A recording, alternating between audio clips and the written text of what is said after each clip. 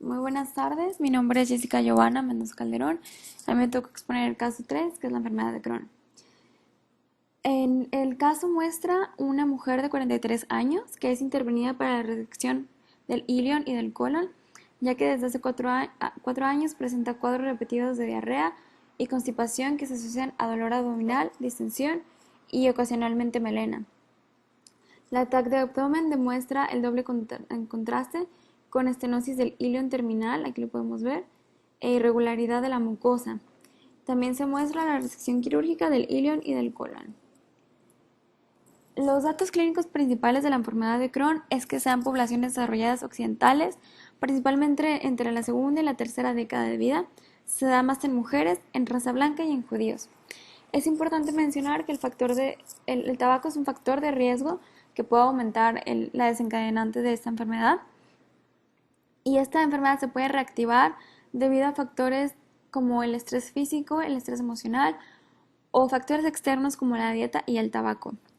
Los signos y síntomas que va a presentar el paciente con la enfermedad de Crohn principalmente son diarrea leves con crisis intermitentes, fiebre, dolor abdominal, principalmente en el cuadrante inferior derecho, y diarrea sanguinolenta. Es importante enfatizar que estos síntomas se pueden confundir con lo que es una apendicitis aguda o una perforación intestinal, por lo que es importante tomar mucho en cuenta la historia clínica y también hacer estudios que nos puedan ayudar a diferenciar del diagnóstico. Y también va a haber lo que es la pérdida de líquidos y electrolitos importantes que debido a la diarrea. Va a haber pérdida de peso y debilidad. Y bueno, se considera que esta enfermedad es de origen idiopático, se sabe que es autoinmune. Y a diferencia de la enfermedad de Cusi, Crohn se va a presentar en cualquier parte del tubo digestivo, cuando Cusi se limita solamente al colon. Crohn se va a presentar principalmente en lo que es el ilion terminal, en la válvula ileocecal y en el ciego. Va a presentar lesiones salteadas, a lo que se le llama el aspecto en empedrado, que lo va a diferenciar de Cusi. También se presentan estenosis frecuentes, que como lo vimos en el caso de esta mujer de, de 43 años de edad, que aquí vemos las estenosis en el ilion terminal. También va a presentar lo que son las úlceras aptosas, que pueden coalescer con úlceras elongadas serpiginosas. El aspecto empedrado, como ya lo mencioné. Las fisuras también son frecuentes entre los pliegues de la mucosa y pueden llegar a fistulizar o a perforar también. La pared intestinal se va a notar mucho más engrosada debido al edema transmural, a la inflamación, a la fibrosis submucosa y a la hipertrofia de la muscular propia. Y cuando la enfermedad transmural es muy extensa, bueno, entendemos por transmural que afecta a todas las capas de la pared intestinal. Se va a formar lo que es la grasa serpinginosa, que se extiende sobre toda la superficie de la serosa. Como podemos ver aquí está la grasa serpinginosa que se extiende sobre toda la serosa. Y aquí podemos ver granulomas no calcificantes que se extienden en la submucosa y en la serosa. Y es importante mencionar que bueno, los granulomas son característicos de la enfermedad de Crohn, pero no porque no haya granulomas, no vamos a excluir el diagnóstico de la enfermedad de Crohn. Tenemos que fijarnos en los otros aspectos también. Y las características especiales que va a presentar al micro, que más adelante se las voy a enseñar con imágenes, son abscesos crípticos que presentan abundantes neutrófilos y daños en las criptas del epitelio, ulceraciones, se va a perder la arquitectura de la mucosa debido a que se está tratando de reparar frecuentemente. Va a haber metaplasia intestinal que va a adoptar la forma de las glándulas del antro gástrico, que también se le llama metaplasia de las células de Panet. Y esta metaplasia se va a presentar principalmente en lo que es el colon izquierdo, donde normalmente no debería de haber estas glándulas. También va a haber granulomas no gaseosos, como ya lo mencioné, que aparecen aproximadamente en el 35% de los casos en las zonas activas, pero también se puede presentar en zonas no activas y en cualquier capa de la pared intestinal. También se pueden llegar a presentar granulomas no cutáneos que forman nódulos y se llama enfermedad de Crohn metastásica. Las manifestaciones extraintestinales que se van a presentar son la uveitis, la poliartritis migratoria, la sacroileitis, espondilitis anquilosante, eritema nodoso y dedos en palillo de tambor. Y bueno, las complicaciones y el pronóstico que tenemos de la enfermedad es que después de varios años de estar presentando la enfermedad se va a presentar atrofia de la mucosa y pérdida de las criptas.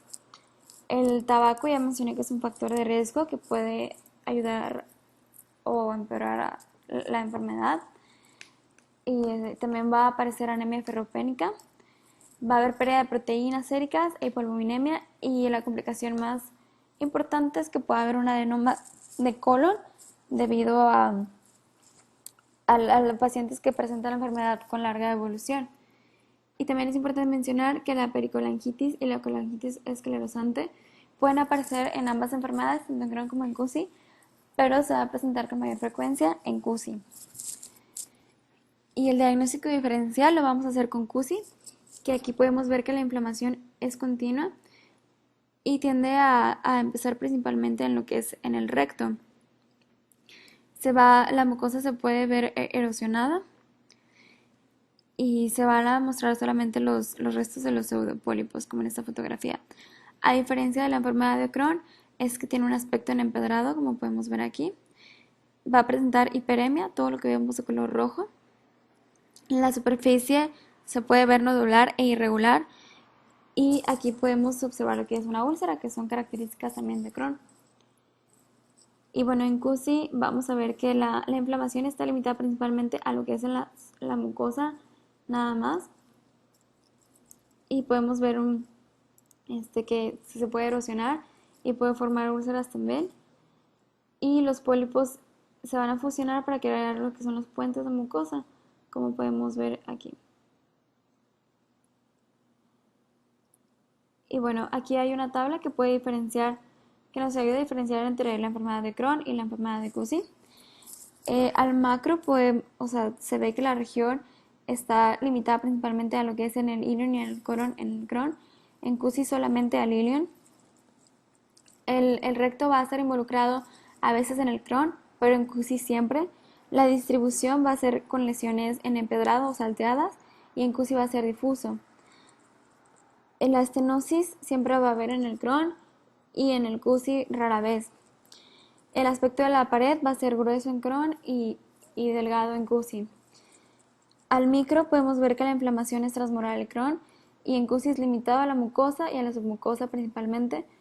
Va a haber pseudopólipos moderados en Crohn y en CUSI son mucho más importantes o más presentes.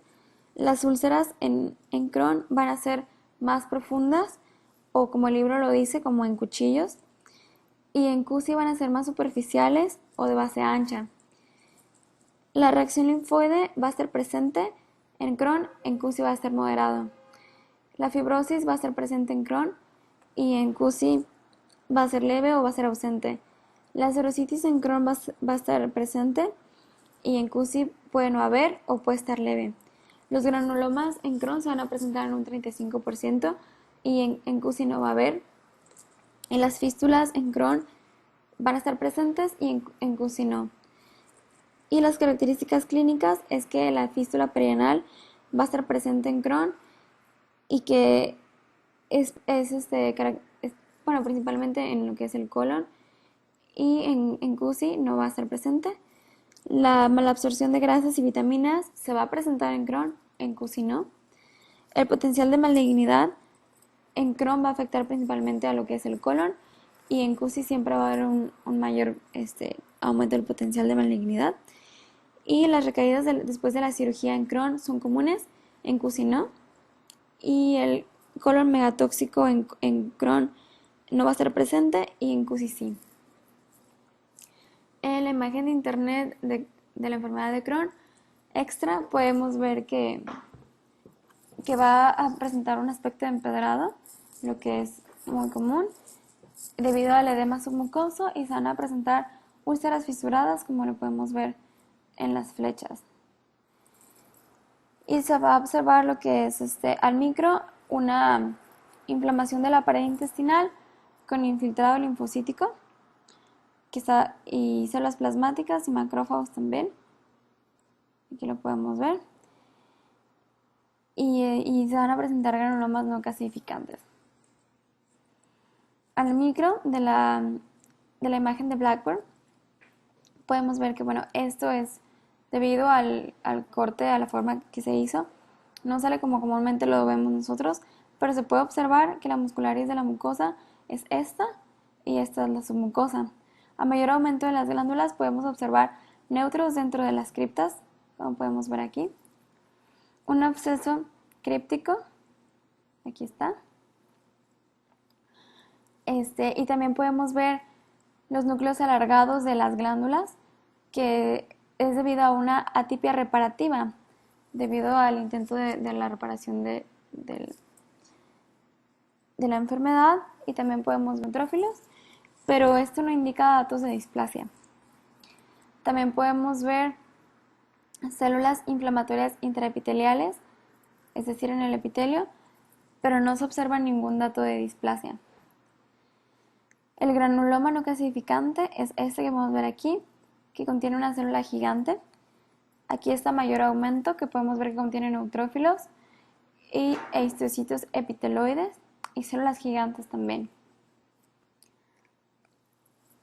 El infiltrado inflamatorio visto es tipo crónico activo. Aquí lo podemos ver a mayor aumento. Y en esta siguiente slide, a mayor aumento, podemos ver que se compone de células plasmáticas, como estas, con las flechas amarillas, y de linfocitos, como las flechas azules, que podemos ver aquí.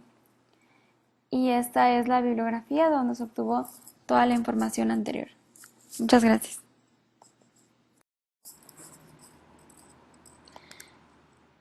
Hola, muy buenas tardes. Mi nombre es Jessica Giovanna Mendoza Calderón y ahora les voy a exponer el caso 4, que es un pólipo juvenil.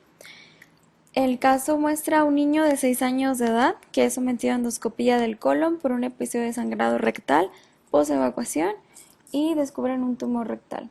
Aquí lo podemos ver a la imagen macro y al micro. Los datos clínicos del pólipo juvenil es que son malformaciones focales del epitelio de la mucosa y de la lámina previa principalmente. Se presentan en niños menores a 5 años de edad, se localizan comúnmente en lo que es el recto y se presentan con hemorragia rectal. Hay pólipos juveniles esporádicos, que son principalmente lesiones solitarias, y a estos se les va a llamar pólipos de retención. Normalmente miden menos de 3 centímetros de diámetro. Y las lesiones son pediculadas con una superficie lisa y color rojizo, que van a tener espacios quísticos que son característicos. Aquí podemos ver la superficie lisa con un color rojizo, y al micro podemos ver espacios quísticos como estos. En cuanto a la etiología de la patogénesis, la mutación más frecuente es la del gen SMAD4, que va a codificar un producto citoplasmático de la vía de señalización del factor de crecimiento tumoral beta, aunque también puede estar mutado el gen BMPRIA, que es una sinasa del miembro de esta misma superfamilia, pero esta mutación es menos común. También puede aparecer displasia en cierta proporción de estos pólipos juveniles, pero no es común. Y el síndrome de poliposis juvenil tiene mayor riesgo de desarrollar un adenocarcinoma de colon.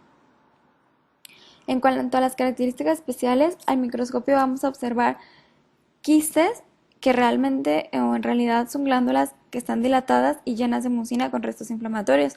La lámina propia va a estar compuesta por un infiltrado inflamatorio mixto. La muscular de la mucosa la podemos ver normal o adelgazada. Y el libro mencionaba que la morfogenia no se conoce con exactitud, pero se piensa que la hiperplasia de la mucosa es un episodio desencadenante. La complicación más importante de este pólipo juvenil es que se puede desarrollar un adenocarcinoma gástrico del intestino delgado, del colon o del páncreas. Y las manifestaciones extraintestinales que se van a presentar son los dedos en palillo de tambor. Y cuando se presenta el síndrome autosómico dominante de poliposis juvenil, se va a presentar la malformación arteriovenosa pulmonar. El diagnóstico diferencial se va a hacer con el pólipo adenomatoso. Aquí podemos ver al macro adenomas en en el recto, que son superficies lisas también, y un 50% de ellos van a ser solitarios, el 90% se presenta en el colon y son pedunculados, la gran mayoría. Y se puede presentar mayor riesgo de un carcinoma si miden más de 3 centímetros, ya que se van acumulando mutaciones en el gen APC, DCC, KRAS y P53. Aquí tenemos una imagen al micro del pólipo adenomatoso, que se observa un pólipo adenomatoso tubular con menor número de células caliciformes o globed cells, donde debería de haber más normalmente. Y las células que rodean las glándulas tienen núcleos hipercromáticos. Aquí no se alcanza a distinguir con este aumento, pero sabemos que tienen núcleos hipercromáticos. Y bueno, es un tumor benigno que está bien diferenciado y bien circunscrito, como lo podemos ver aquí, y no tiene invasión al tallo. Y aquí podemos ver el pólipo juvenil, que se observan los quistes, como ya lo había mencionado, que son glándulas dilatadas con aspecto quístico, llenos de mucina, y la mucosa la podemos ver normal. La muscular de la mucosa. En la imagen de internet que sacamos extra, podemos observar que la lámina está edematosa, llena de edema. Aquí también lo podemos ver. Las glándulas están irregulares y dilatadas, que tienen el mismo aspecto quístico que ya habíamos mencionado. En cuanto a la imagen microscópica de Blackboard, podemos observar que aquí se encuentra la zona ulcerada, aquí está mayor aumento, y todo lo que lo recubre a su alrededor es tejido de granulación. Las glándulas nuevamente las podemos observar que son irregulares, que están llenas de mucina, son dilatadas y que tienen un aspecto quístico.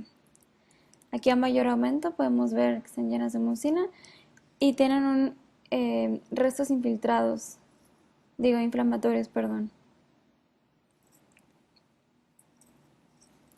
Podemos observar aquí lo que es la lámina propia edematosa, que se compone de linfocitos, que son las flechas rojas, aquí están, y de neutrófilos, que son las flechas amarillas. Aquí podemos observar lo que es un vaso sanguíneo.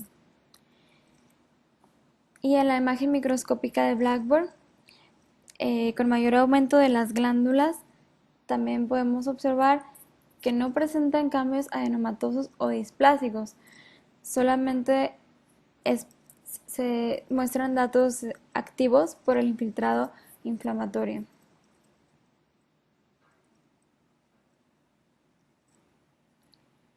Y tenemos la bibliografía donde se sacó la información.